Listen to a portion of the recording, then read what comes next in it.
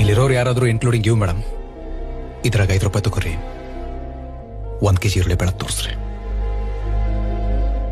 ಕಷ್ಟಕ್ಕೆತ್ತಲ್ಲ. ಹೋಗ್ಲಿ, ನಮ್ಮ ರೈತರು ಈರುಳ್ಳಿ ಟೊಮೆಟೊನ ರೋಡಿಗೆ ಚೆಲ್ಲುವಂಗ ಯಾವತ್ತರ ಈ ಚಿಪ್ಸು ಚಾಕ್ಲೇಟು ಕೋಲ್ಡ್ ಡ್ರಿಂಕ್ಸು ಇದನ್ನೆಲ್ಲ ತಯಾರು ಮಾಡೋ ಕಂಪ್ನಿಯವರು ನಮ್ಗೆ ಚಲೋ ರೇಟ್ ಸಿಕ್ಕಿಲ್ಲ ಅಂತ ಯಾವತ್ತರ ರೋಡಿಗೆ ಚೆಲ್ಲೋಗಿರೋ ಉದಾಹರಣೆ ಅದಾವು. Is there any example? ನೋಡಿ, ನೀವ್ ಹೇಳೋ ಎಲ್ಲಾ ಸಮಸ್ಯೆಗಳ ಬಗ್ಗೆ ನಮಗೂ ಗೊತ್ತಿದೆ. ಈಗ ನಾನ್ ಕೇಳೋದೇನು ಅಂದ್ರೆ ಇದ್ರ ಬಗ್ಗೆ ನಿಮ್ಮ ಮುಂದಿನ ವಿಚಾರ ಏನು? ನೀವೇನ್ ಕೆಲಸ ಮಾಡ್ತೀರಿ ಸರ್? Government job?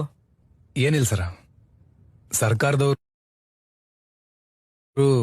ವ್ಯವಸಾಯನೂ ಒಂದು ಗೌರ್ಮೆಂಟ್ ನೌಕರಿ ಅಂತ ಹೇಳಿ ಡಿಕ್ಲೇರ್ ಮಾಡ್ಬಿಡ್ಲಿ.